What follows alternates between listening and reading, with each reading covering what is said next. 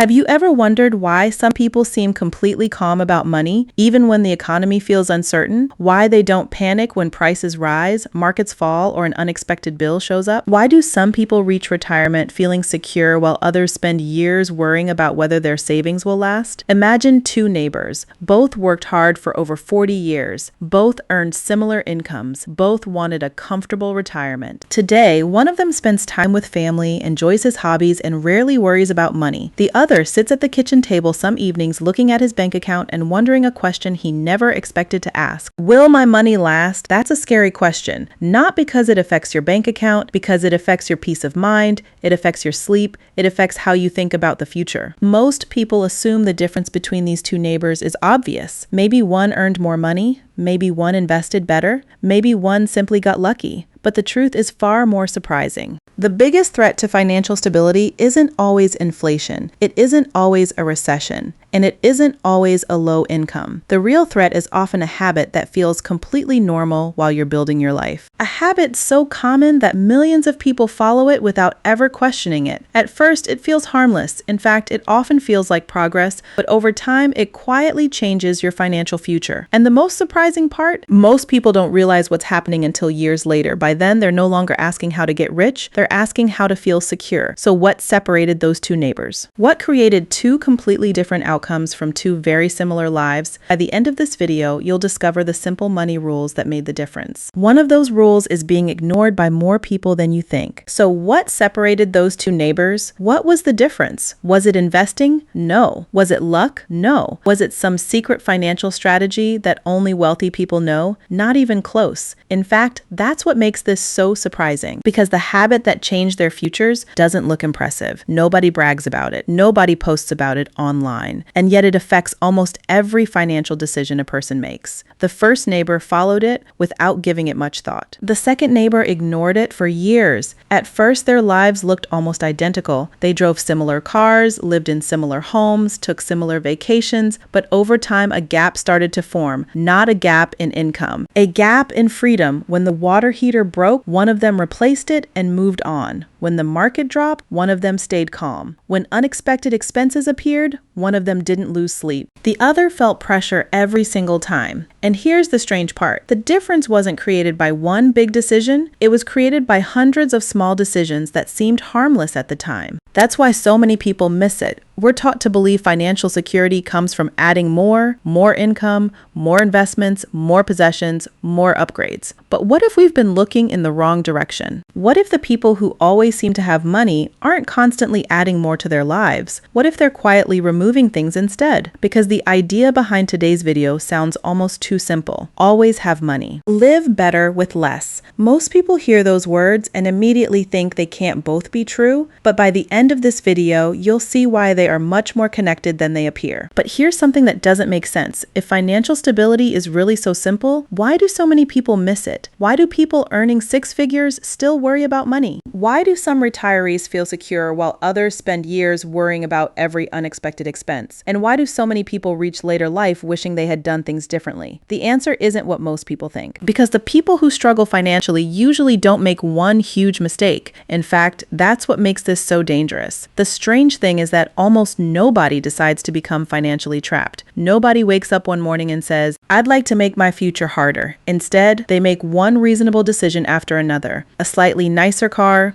a slightly bigger home, a few monthly payments that seem affordable, a few subscriptions that barely get noticed, a vacation that feels deserved, a purchase that feels earned. Each decision makes sense on its own. That's why almost nobody sees the danger. The problem only becomes visible years later. And that's exactly what happened to our two neighbors. When they were 40, their lives looked almost identical. When they were 50, they still looked similar. Even when they reached retirement age, most people would have guessed they were in the same financial position. They weren't, because one hidden number had been growing between them for decades. A number most people never track. A number that matters far more than income. And by the time that number finally revealed itself, their futures looked completely different. One neighbor gained something that money alone could never buy. The other slowly lost it. We'll get to that number in a moment. But first, there's something even more surprising. The biggest threat to financial stability isn't usually overspending. Most people already know overspending is a problem. The real threat is something that feels responsible while you're doing growing it, something millions of people call progress. And that's where the story takes an unexpected turn. If you met these two neighbors at age 40, you would have assumed they were heading toward the same future. They weren't, because every raise affected them differently. For the first neighbor, each raise made life a little more secure. For the second neighbor, each raise quietly increased the amount of money he needed every month. At first, the difference was invisible. Then life happened. A health issue, a family emergency, an unexpected expense, nothing unusual, nothing dramatic. Just the kind of things that eventually happened to almost everyone, and that's when the gap between them became impossible to ignore. One of them had room to adjust, the other didn't. One could handle surprises. The other depended on everything going according to plan. The surprising part is that the hidden number separating them wasn't income, it wasn't net worth, it wasn't investment returns, it was something much simpler. The gap between what they earned and what they needed. And over decades, that gap changed everything. People assumed the second neighbor was wealthier. His lifestyle certainly looked that way. But the bank account told a different story. Because wealth isn't measured by how much you spend, it's measured by how much pressure your life puts on your money. The first neighbor understood something most people miss. The goal was never to own more. The goal was to need less. And that simple idea became one of the biggest reasons he stayed financially stable while so many others struggled. But here's what makes this even more interesting. Most people think that once they understand this gap, the problem is solved. It isn't, because there is another reason people lose financial stability, and it has nothing to do with income. Now, here's the part that surprises most people. The real problem isn't spending. It's not even overspending. The real problem is turning temporary income into permanent expenses. Think about it. A raise at work feels great. A bonus feels great. A good year in business feels great, but what do most people do when that happens? They make new commitments. A bigger house, a newer car, a higher monthly payment, something that must be paid again next month, the month after that, and the month after that. The strange part is that the extra income that created those decisions may not last forever, but the commitments often do. That's why two people can receive the exact same raise and end up in completely different situations years later. The first neighbor treated extra income as a bonus. The second neighbor treated it as permission. Permission to make his life more expensive. At first, both choices felt good. Years later, one choice created security, the other created dependence. And that's the hidden trap. Most people think they're buying a better lifestyle. What they're really buying is a higher minimum cost of living, and once that number starts climbing, it rarely comes back down. That's why financial stability isn't really about how much money comes in. It's about how much money your life demands before the month even begins. The first neighbor understood this. Every raise gave him more options. The second neighbor used every raise to create more obligations. One became harder to break. The other became harder to support, and that difference would eventually shape everything that happened next. Here's what most people never realize. Financial stability isn't created by income, it's created by margin. The space between what you earn and what your life requires, that space may not sound exciting. Nobody brags about it. Nobody posts about it online, but it quietly determines how much control you have over your future. Think about our two neighbors. At age 45, the difference between them was almost impossible to see. Both looked successful. Both paid their bills, both seemed to be doing fine, but there was one number moving in opposite directions. The first neighbor was slowly increasing his margin. The second neighbor was slowly shrinking his. At first, neither one noticed. Then life started happening. A health issue, a family member who needed help, an unexpected repair, a change in priorities. Nothing dramatic, just real life. And that's when the value of margin became clear. Because margin creates breathing room. Most people track income, some people track savings, very few people track breathing room. Yet breathing room is often the difference between a setback and a crisis. When you have breathing room, a surprise expense is frustrating. When you don't, the same expense can feel overwhelming. That's why the first neighbor stayed calm. Not because he was richer, because he had room to move, room to think, room to adjust. The second neighbor had less of that room every year. Not because he made terrible decisions, because each new commitment quietly reduced his ability to adapt. And then something even more interesting happened. Over time, the things he once wanted started feeling necessary. That's the moment most people miss. At first, you ask, ask, do I want this? Later, without realizing it, the question changes. How could I live without it? That's when a lifestyle becomes part of your identity. The purchase is no longer something you own. It becomes something you feel you need. By age 55, the gap between the neighbors was growing. By age 65, it was obvious. One had choices, the other had obligations. And if there's one lesson money teaches again and again, it's this: life rarely cooperates forever. That's why financial stability isn't about having the highest income. It's about protecting enough breathing room to handle whatever life brings next. Now, most people think financial stability comes from reaching a certain number. Maybe it's $50,000 in savings. Maybe it's $100,000. Maybe it's $1 million. The assumption is simple. The bigger the number, the safer you are. But here's something most people never think about. A dollar amount by itself tells you almost nothing. Imagine our two neighbors both have $100,000 saved. Same amount, same age, same stage of life. On paper, they look equally secure. They're not. The first neighbor could live on that money for several years. The second neighbor could only make it through a short period of time. Same savings, completely different reality. That's because financial stability isn't measured by how much money you have. It's measured by how much time your money can buy. Think about that. Most people spend years chasing a number. Very few stop and ask what that number actually does, because money itself isn't the goal. What money buys is time. Time to recover from mistakes, time to handle surprises, time to make better decisions, time to adjust when life changes. And that brings us to one of the most important ideas in this video: resilience. Most people think resilience is a personality trait. It isn't. In personal finance, resilience is a number. A simple one: if your income disappeared tomorrow, how long could your current lifestyle continue? 3 months? 6 months, 1 year, 5 years, that's resilience. And whether people realize it or not, they're building that number every day. Some are making it bigger, others are making it smaller. A person with high resilience gets a problem. A person with low resilience gets a crisis. Same event, different outcome. That's why financial stability isn't really about having more money than someone else. It's about having more time, more options, and more ability to adapt when life doesn't go according to plan. Once you start looking at money as stored time, something surprising begins to happen. You stop judging financial decisions by how they make you feel today and start judging them by what they allow you to do tomorrow. That sounds simple, but it completely changes the way you think about money. Take two people who receive the exact same raise.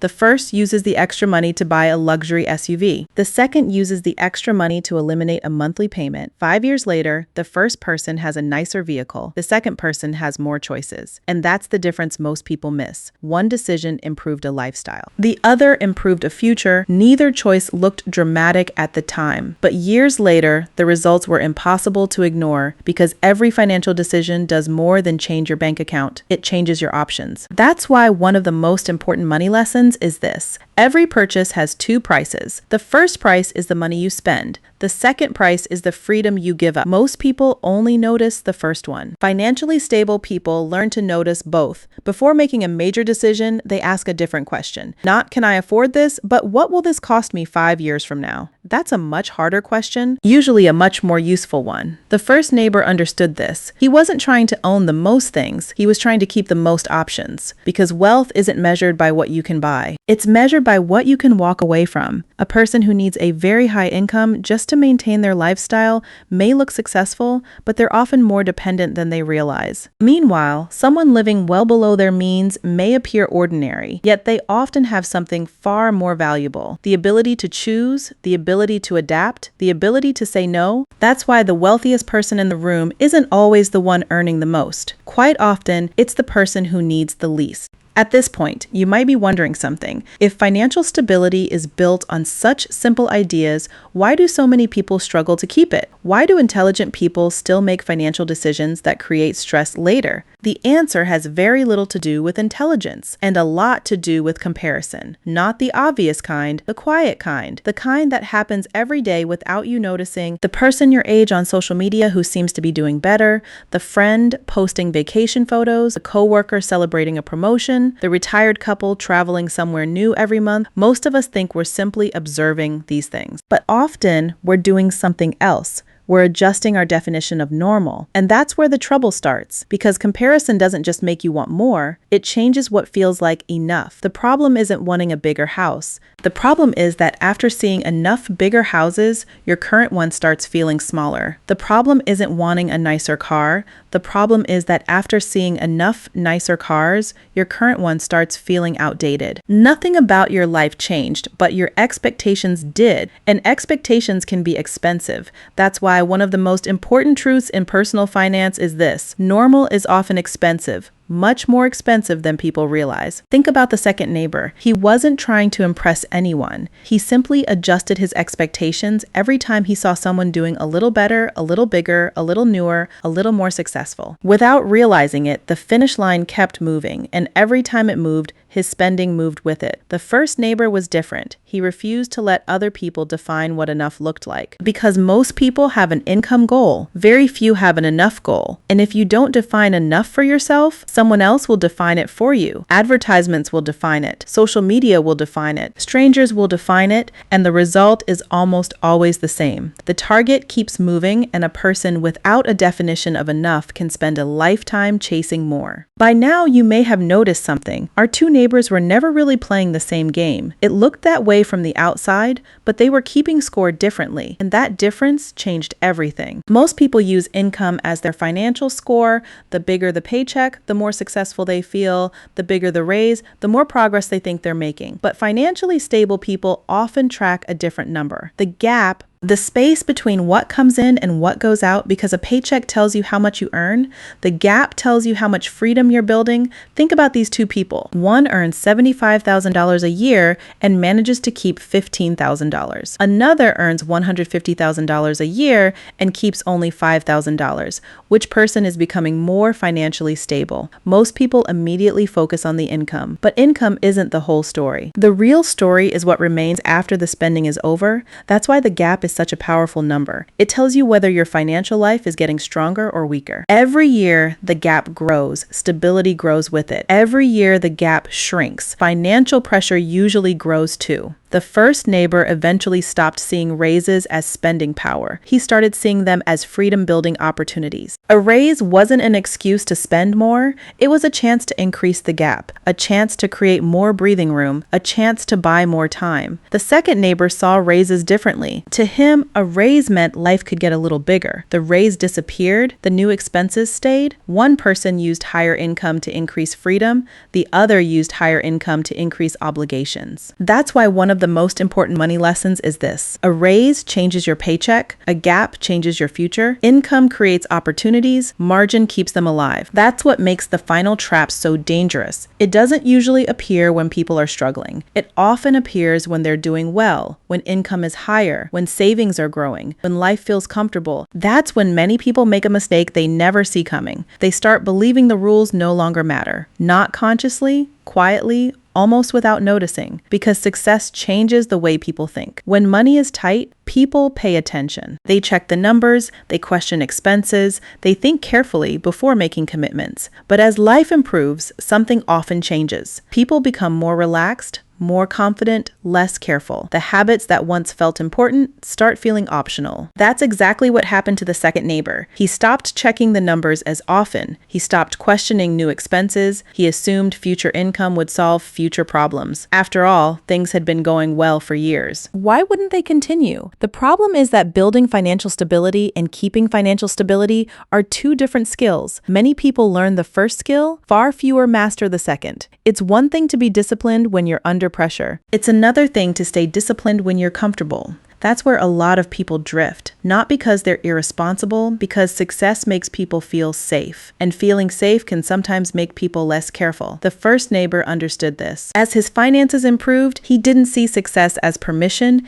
he saw it as responsibility. Responsibility to protect what he had built, responsibility to avoid unnecessary risks, responsibility to keep following the habits that got him there, because he understood something simple. The habits that create financial stability become most important the moment you think you no longer need them. Success doesn't remove the need for discipline. It increases the value of it. Over time, that difference changed everything. So let's go back to where we started. Two neighbors. similar incomes, similar opportunities, similar careers, yet they ended up in very different places. And by now, the reason should be clear. It wasn't a secret investment, it wasn't perfect timing, and it wasn't luck. The difference came from small choices repeated over and over again. One neighbor spent years increasing what life cost, the other spent years increasing his margin. One kept chasing the next version of success, the other decided what enough looked like and protected it. One used raises to expand his lifestyle, the other used raises to expand his options. Over time, those choices created two very different futures,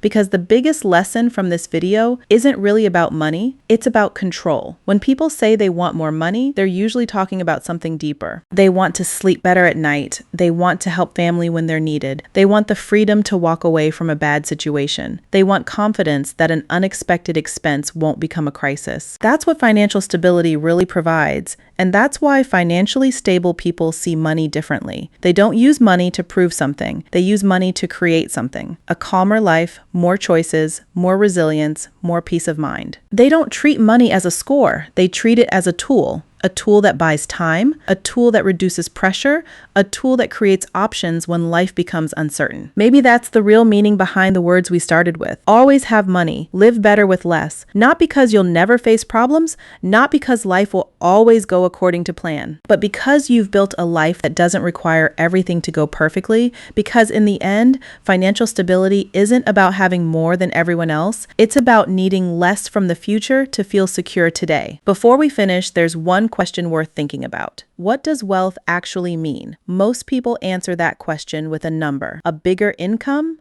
a larger investment account, a more expensive home, a higher net worth. For most of our lives, that's how we're taught to think about wealth. More money, more possessions, more success. But what if we've been measuring the wrong thing? What if wealth isn't about how much you own? What if wealth is about how little you have to worry? Think about that for a moment, because most people believe wealth changes what you can buy. Real wealth changes what you have to fear. The fear of running out of money, the fear of an unexpected bill, the fear of being trapped in a situation you can't leave, the fear of what happens if life doesn't go according to plan. That's why money matters. Not because of what it can purchase, because of what it can remove: pressure, stress, worry, uncertainty. The ultimate purpose of money is not consumption, it's peace of mind. That's something many people spend their entire lives chasing without realizing it. The interesting part is that some of the wealthiest people you'll ever meet don't look wealthy at all. They aren't trying to prove anything. They aren't competing with everyone around them. They've simply reached a point where they have enough to sleep well, enough to help people they care about, enough to handle surprises without panic, enough to make decisions based on what they want, not what they fear. Because in the end, real wealth isn't having more than other people, it's needing less from life to feel at peace. The wealthiest people aren't always the ones with the most money. They're often the ones with the fewest financial worries. Before you leave this video, try something not tomorrow, not next week, right now. Ask yourself 3 simple questions. What is one expense in my life that creates more stress than happiness? What is one financial obligation that reduces my freedom more than it improves my life? And what is one small change I could make that would create more breathing room over the next year? Don't worry about changing everything at once. Most people fail because they try to fix their entire financial life overnight. The people who succeed usually do something much simpler. They identify one pressure point, then they improve it. One step at a time. Maybe it's a monthly payment you've been carrying for years. Maybe it's a subscription you barely use. Maybe it's an upgrade you've been considering but don't truly need. Or maybe it's simply deciding that your current lifestyle is already enough. Whatever it is, start there. Because financial stability is rarely built through dramatic changes. It's usually built through small decisions that make life easier to support. A little less stressful, a little more secure, a little more flexible, and those small improvements have a way of growing over time. One good decision creates another, then another, then another, until one day you realize something important. You no longer feel like you're constantly trying to catch up. You finally feel like you're getting ahead. And that's the real goal. Not perfection, not becoming the richest person in the room, not keeping up with everyone else. Just building a life that feels strong enough to handle whatever comes next. So before you move on with your day, take a moment and answer those 3 questions honestly. carefully, because sometimes the fastest path to feeling richer isn't adding something new. It's removing something you never needed in the first place. If there's one thing I hope you take away from this video, it's this. Financial stability often has less to do with earning more and more to do with needing less. Not less happiness, not less enjoyment, not less life, just less pressure, less dependence on everything going perfectly, less need for the next raise, the next upgrade, or the next financial win to feel secure. Because the truth is, nobody knows exactly what the future will look like. Markets will change. Prices will change. Life will change. The people who stay financially stable aren't the ones who predict those changes perfectly. They're the ones who prepare for them. They build room into their lives, room to adapt, room to recover, room to make decisions without panic. And that's something anyone can start building, not all at once, one decision at a time. So before you move on with your day, think back to the ideas that stood out most. Was it defining enough, creating more breathing room, building resilience, or realizing that wealth and peace of mind are not always the same thing? Whatever it was, don't let it remain an idea. Turn it into a decision, because knowledge doesn't change the future. Actions do. Years from now, the financial life you have will be shaped far more by the choices you repeated than the information you collected. Thank you for spending this time with me, and remember, the strongest financial position isn't having the most money. It's having a life that doesn't require everything to go perfectly. Because money is at its most powerful when it stops being something you think about every day. Before you go, I'd love to hear from you. Out of everything we talked about today, what stood out the most? Was it defining what enough means, creating more breathing room, building resilience, or realizing that wealth and peace of mind aren't always the same thing? Let me know in the comments. It's to help you make smarter decisions, avoid costly mistakes, and build a financial life that feels calmer, stronger, and more secure over time. Thank you for watching.